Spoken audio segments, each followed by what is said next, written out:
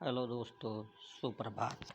तो आज मैं आपको वाच्य के बारे में बताऊंगा। वाच्य यानी वॉइस। वॉइस क्या होती है? वॉइस यानी आवाज़, वाच्य।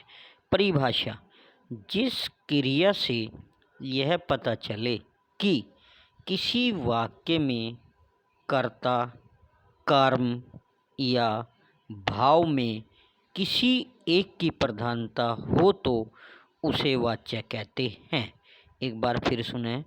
जिस क्रिया से यह पता चले कि किसी वाक्य में कर्ता, कर्म या भाव में किसी एक की प्रधानता हो तो उसे वाच्य कहते हैं।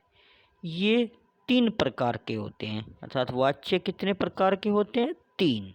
नंबर 1 कर्तृवाच्य, नंबर 2 कर्मवाच्य और नंबर 3 भाववाच्य। तो सबसे पहला आता है हमारा कर्तृवाच्य। जिस वाच्य में कर्ता की प्रधानता होती है और क्रिया का सीधा संबंध कर्ता से होता है तो उसे कर्तृवाच्य कहते हैं। एक बार फिर सुने परिभाषा। कर्तृवाच्य: जिस वाच्य में कर्ता की प्रधानता होती है और क्रिया का सीधा संबंध कर्ता से होता है तो उसे कर्तृवाच्य कहते हैं। उदाहरण जैसे राम पत्र लिखता है, मोहन गाना गाता है, रीना स्कूल जाती है। नोट: यहाँ कर्ता की प्रधानता है और क्रिया का सीधा संबंध कर्ता से हो रहा है, अतः यह कर्तृवाच्य होंगे। इसके बाद आता है नंबर 2 कर्मवाच्य। कर्मवाच्य: जिस वाक्य में कर्म की प्रधानता हो वह क्रिया का सीधा संबंध कर्म से हो तो वह कर्मवाच्य कहलाता है। जैसे रमा लिखती से दिल्ली, जैसे राम रेलगाड़ी से दिल्ली जाता है। क्या है उदाहरण?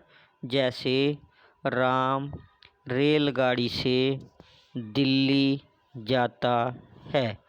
फैक्ट्री बंद करा दी गई, पत्र लिखा गया, दूध दिया गया, प्यार किया गया। ये थे हमारे पहचान। अब आता है इसके बाद में भाववाच्य। कौन सा? भाववाच्य। नंबर 3 आता है हमारा भाववाच्य। जिस वाक्य में कर्ता व गुण अर्थात कर्ता व कर्म गौण होता है वहाँ लेकिन भाव की प्रधानता होती है। दोबारा से सुने। जिस वाक्य में कर्ता व गौण अर्थात कर्ता व कर्म गौण होता है लेकिन भाव की प्रधानता होती है तथा क्रिया का सीधा संबंध कर्ता से भाव से होता है तो वह भाववाच्य कहलाता है। एक बार फिर सुने भाववाच्य। जिस वाक्य में कर्ता गौण अर्थात कर्ता व कर्म गौण होता है लेकिन भाव की प्रधानता होती है तथा क्रिया का सीधा संबंध भाव से होता है तो वह भाववाच्य कहलाता है।